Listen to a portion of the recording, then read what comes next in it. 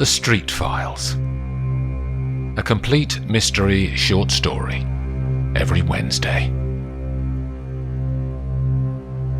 File 21. The Tragedy of Finch Hill. The train slows as it approaches West Humble Station, and Olivia Street stands up and walks to the doors. When the alarm sounds, she presses the release and steps out onto the small countryside station platform. After the train has pulled away and disappeared around the corner of the track, there is no sound except for birds singing in the trees around her. She stands in front of the steeply pitched Victorian brick station building and waits. It's only 5 minutes before a dark grey Volvo XC90 turns off the road and comes to a standstill next to her. One of the rear doors opens and Poppy steps out. "Hey, Mum." They hug each other, and as they do so, a blonde woman opens the driver's door, and a blonde teenager gets out from the other side of the car, and they walk over to Olivia and Poppy. "This is my mum, Olivia," says Poppy, and the two women shake her hand. "I'm Kitty Mayfield," says the mother, "and this is my daughter Imogen. I think our girls met on their first day at university." They chat briefly, then all get into the Volvo and Olivia is offered the front passenger seat. "Thank you for inviting Poppy to stay for the weekend," she says. "My pleasure. It's a big weekend for us as we're launching our new gin today. We're distillers. Did Poppy say?" She did. "How long have you been doing that?" "For me, all my life.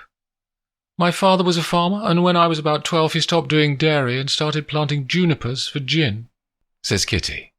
"He was successful but only lived a few years after they launched their first gin, and my mother wasn't interested. So I took over the business at 21. My mother moved to Lyme Regis and I was on my own for a few years. Then I met Richard." "And you live in your parents' old place?" says Olivia. "No, we sold the farm and bought a Finch Hill house. It was a derelict Victorian mansion when we found it, but it had long sloping gardens facing south, so we saw the potential. We uprooted our entire juniper stock and replanted it. About 2/3 of them survived and we brought new plants to fill in. But that was 15 years ago. Now we grow and distill on site." The SUV turns up a country lane and then in through a 5-bar gate, next to a sign saying Finch Hill Distillery, at the start of a curving driveway that runs up and across the open fields beyond. A large yellow brick house stands uphill, with a dozen windows across its width, picked out with white frames, on 2 broad stories. A grand portico dead centre, and 2 wings create a U-shape, where the driveway ends in a complete circular pull-around. When they arrive and Kitty stops the car, she turns to Olivia.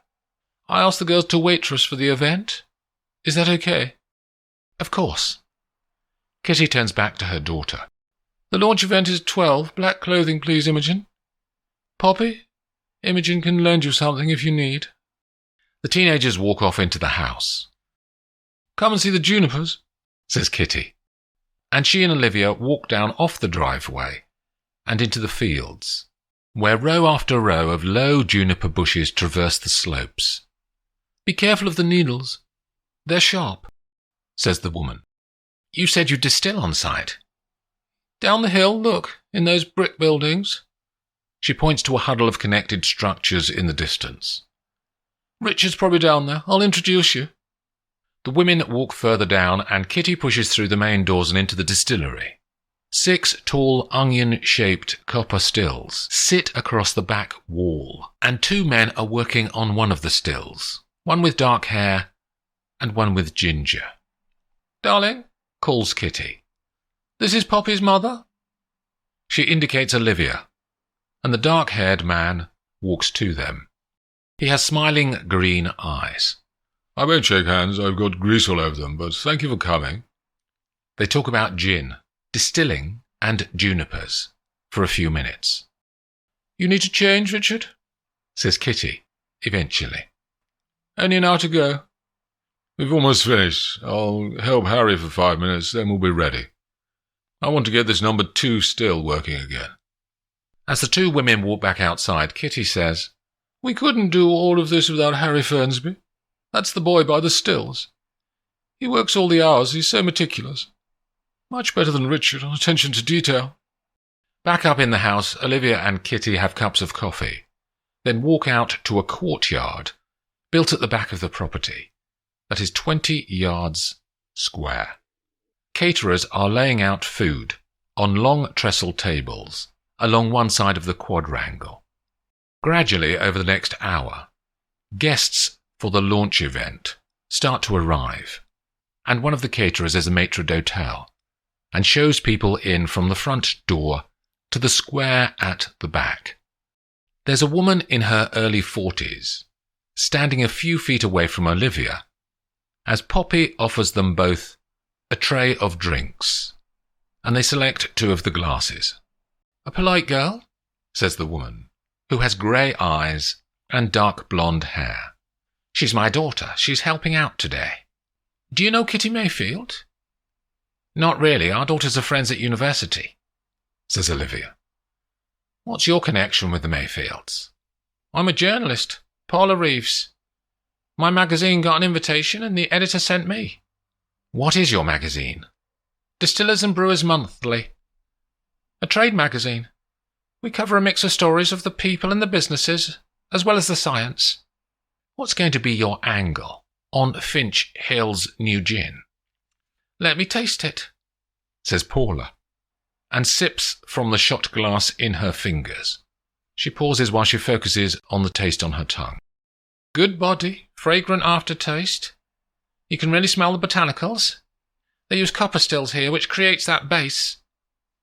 So what's your story angle? Paula looks to the sky, then says, brave new flavours that have risen phoenix-like from the ashes. What do you mean? Richard Mayfield almost went to prison a couple of years ago.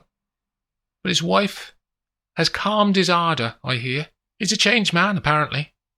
What were the charges? Beat up some chap, says Paula.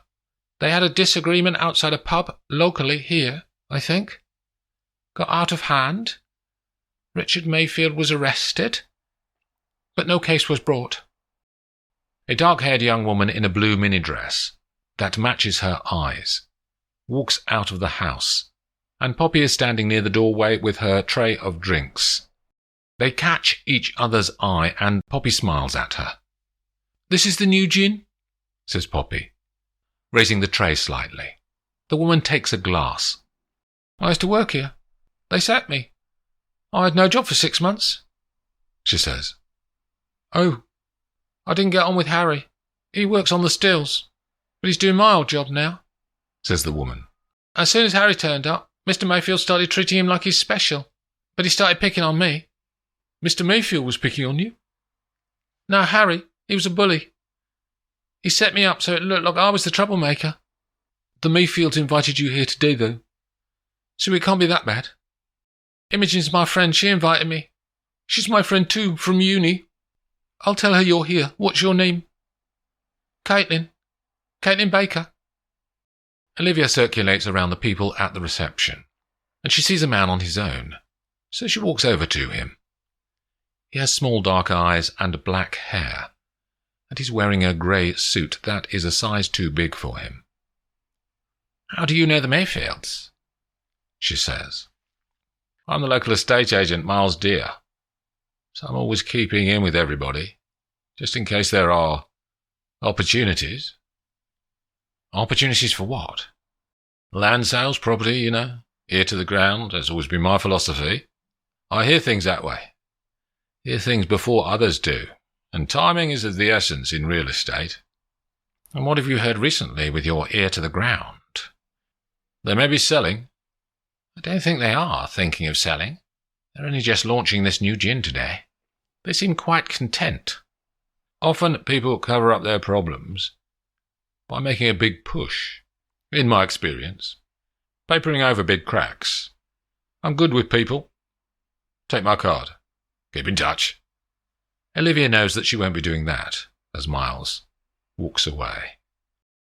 In the kitchen, Poppy and Imogen are waiting for a man from the caterers to collect more glasses for their trays from one of the vans parked near a block of garages outside. "Sorry to make you work this weekend," says Imogen. "No worries, it's fun. I've done a bit of waitressing before. Can you cover me for 10 minutes? I'm going down to see Harry at the stills. He works for my folks. I used to see him every day when I lived here before uni." "You like him?" "No, nothing like that. I need to clear up a misunderstanding about some photos he took of me last summer." "Sure, I'll cover you." Imogen walks out of the kitchen just as the man arrives back with more glasses. Poppy reloads her tray and returns to tour the quadrangle. Then after a few minutes, Kitty and Richard step up onto a low dais that is to one side of the square. Kitty hits a fork against her shot glass to get everyone's attention. "Ladies and gentlemen, thank you for coming to Finch Hill to witness the birth of our new baby." There's laughter in the group. "In a second, we'll reveal the name of our brand new gin. And there's a bottle for each of you to take away today." There are positive noises between people. Kitty looks at Richard to hand over speaking duties to him. "As Kitty said, our new gin is ready for market. We have a couple of distribution deals already in place for it, and we hope you like it. Without further ado, let me pull this cord." He turns to a rope that is hanging alongside a small set of curtains that are hiding the name of the gin. He grasps the cord, and as he starts to pull it down, and the curtains begin their journey to reveal the name, an enormous explosion echoes up from the distillery down the hill. The whole crowd looks around at each other, then back to Richard and Kitty. But the couple are already launching themselves off the dais and back into the house. Olivia is nearby, and as Kitty runs past her, she says, "It's a still." Then she hurries on. Poppy was inside the house when the explosion occurred, and she's stepping back out to see her mother when Imogen arrives, and they both go outside. "What was it, Mum?" says Poppy. "One of the stills," Kitty said. "It must have blown up." "Is Harry down there?" says Imogen. "I don't know. He was down there earlier helping your father fix one of the stills." "Can we go and check?" says Imogen, and she leads them through the house and down the hill. They can all see a thin trail of pale grey smoke rising from the distillery, and as they get nearer, a wave of pine aroma reaches them on the breeze. When they reach the doors and look inside, the scene is one of devastation. The number 2 still is lying on its side, the copper casing ripped savagely across its middle.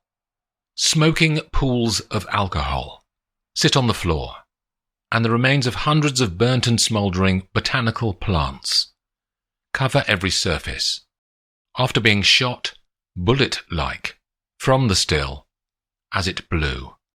Finally, centrally placed on the floor, is the body of the ginger-haired Harry Fernsby. Richard and Kitty are standing stock still and looking at the young man amidst the destruction. "Stay here, you two," says Olivia to the teenagers as she steps into the room. "Be careful, Olivia," says Richard. "The liquid will be scalding hot still." "Have you checked the boy?" she says. The couple both shake their heads, so Olivia tiptoes around the pools of smoking alcohol to reach Harry. He's face down, but she doesn't need to feel for a pulse when she reaches him, as his chest has been torn open by the explosion. She walks back to the Mayfields. "He is dead, I'm afraid," she says quietly. Both the man and the woman react the same way and clamp their teeth together and look serious, but say nothing.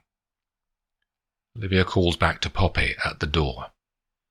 "Call 999, Poppy, can you? Police, ambulance and fire." She looks at the Mayfields. Shall I go and speak to the guests? And the couple grunt in the affirmative. Olivia asks Poppy to stay with the family before she strides back uphill to the house and steps onto the dais. Ladies and gentlemen, I'm Olivia Street. I'm a lawyer and friend of the Mayfields. There's been an accident and one of the stills has exploded. We've called the emergency services who will be here soon. Can I ask you all to remain on site for the moment, as the police will want to talk to all of us? Thank you. She steps back to the floor and the journalist Paula Reeves is there in front of her immediately. Sabotage or accident? She says, narrowing her eyes. The family has no comment, Miss Reeves, says Olivia. The family refuses to deny it was sabotage, do they? She says. Can I talk to them? Not yet, but I'll convey your request. She smiles at Paula, but the journalist doesn't return it. Richard has left a trail of unhappy people in his wake, says Paula. That pub brawl I mentioned to you was only one. But there's more dirty laundry in his past. Olivia ignores the point and returns downhill to the distillery. A fire engine has arrived on the lower road, and the firefighters are already spraying foam onto the remains of the equipment. After 15 minutes, the watch manager, who is in charge of the firefighters and wearing a white helmet, emerges from the distillery and stands in front of the Mayfields. We've cooled it all down, but there's something you should see, he says, and he leads the couple into the building. It only takes a minute before Richard and Kitty are back outside, and they walk over to Olivia. Someone tampered with the pipework, says Richard. What do you mean tampered with? The fire brigade showed us where the overflow pipework had been unscrewed. That carries excess pressure off the still. It's a safety valve that regulates the pressure inside during distillation. Unless you have that, the pressure just grows inside the copper, with no way of reducing, no regulation. They're saying it was deliberate. Richard looks serious. That's what he said. Someone trying to damage us. And poor Harry was caught in the blast. Let's all go and sit down in the house, says Olivia. And they slowly walk back up the hill with their daughters. As Olivia follows the Mayfields through the hallway, the estate agent Miles Deere is standing near the dining room. As Olivia passes him, he says, I knew Harry Fernsby. There's no one else near them, so the words were meant for her. She stops and looks at him. Why did you say that? He works here, doesn't he? Olivia keeps her eyes on him, to encourage him to continue. An explosion like that? If he was standing anywhere near it, it's good night, Vienna.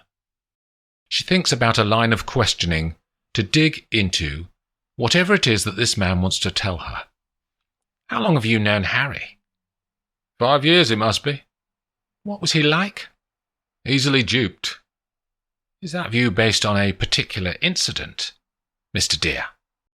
Yes, he says. I had a developer looking for parcels of land like this a year ago. I could have made a few bob on a deal like that. You've lost me. How does that show Harry Fernsby was easily duped? I saw him in the pub one night, says Miles. Got chatting, you know how it is. Asked him about his job. I knew he worked here. Wanted to get the inside track on the owners, see if there were cracks in the business. If they were struggling, they'd be more likely to liquidise their biggest asset, the land and the house. I still don't see how that makes him easily duped, says Olivia. Miles looks frustrated now. I offered him a roll of cash for his troubles and he took it. And did he give you any insights into the Mayfields? Well, no, as it happened. Richard Mayfield turned up. He saw Harry and he came over. Harry only went and told him that I'm after inside information on their business. Richard was apoplectic, as angry as I've seen anyone ever. What happened then? I slunk away into a corner to finish my pint. But as I left the pub, Richard was there in the shadows waiting for me. Swung for me too, but I used to box at school. And I've still got it, still got the moves. Olivia pulls her eyebrows together. Did you actually get an invitation to this event today, Mr. Dear? Miles raises his eyebrows. You just saw Richard walk right past me, didn't you? He didn't recognise me, and that's because... what shall I say? Because he samples a fair chunk of the product. What's your point, Mr. Dear? If you're looking for culprits, he may be a good place to start. Olivia turns away and follows the Mayfields into the lounge. Poppy and Imogen are in the kitchen when Caitlin, the young woman who used to work in the distillery, walks up to them. Do you know anything about what happened? She says to them both. A still exploded, says Imogen. That's all. What about Harry? Was he down there? What did he say about it? The two teenagers are silent. Was he hurt? Says Caitlin. He died, says Poppy. And Caitlin's eyes water. Why are you crying? Says Imogen. You hated him. He made you lose your job. I'm not heartless. He told me you hated him, says Imogen. Earlier when I saw him. What did he say? You screwed up your job yourself and tried to blame him? Bottles went missing and my dad found out. Simple, really. Your sticky fingers.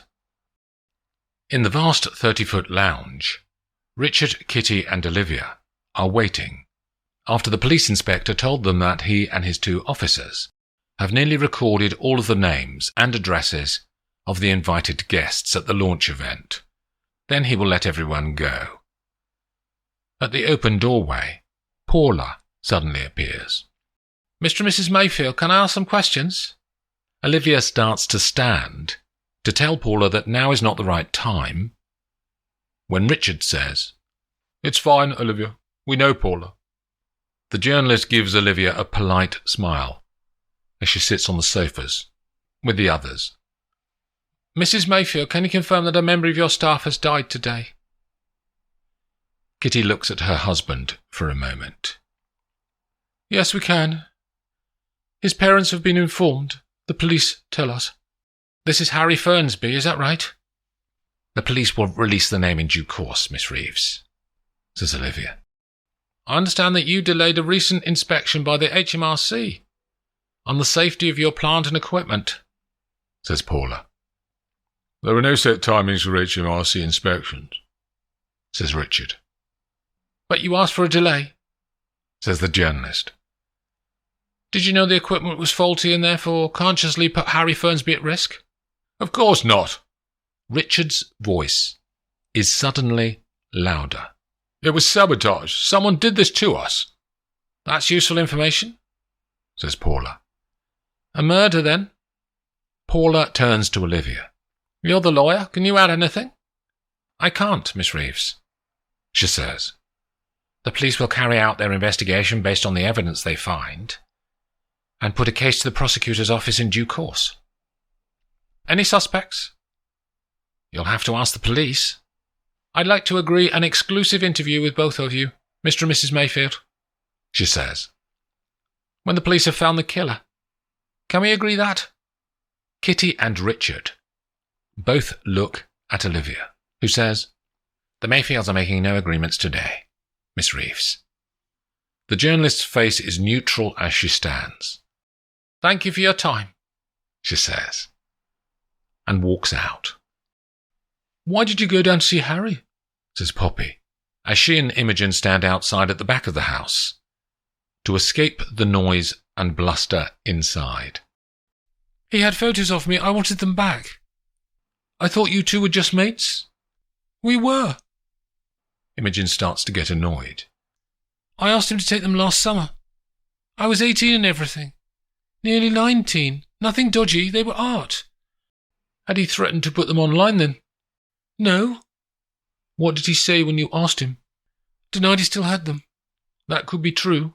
But I knew he still had them. I know his phone code. I took it. They were on there. I've got them now. I made sure he couldn't do anything with them. Olivia excuses herself from the Mayfields and walks out to the quadrangle where the police have requisitioned the food tables to record the details of everyone at the reception and take brief statements if anyone has any useful evidence about the explosion. Paula Reeves has given her details in, and she tried to ask the police about the investigation, but drew a blank. As she walks to the door, Olivia's coming the other way. "You may be able to help me, Miss Reeves." "Well, you haven't helped me much today, Miss Street." "Oh, I don't know. You know it was a death? You know who it was? You know it may be suspicious. All of that makes a good article for the Distillers and Brewers Monthly." "What do you want to know?" says Paula. "The Mayfields said they knew you, so I'll conjecture that you know about their business.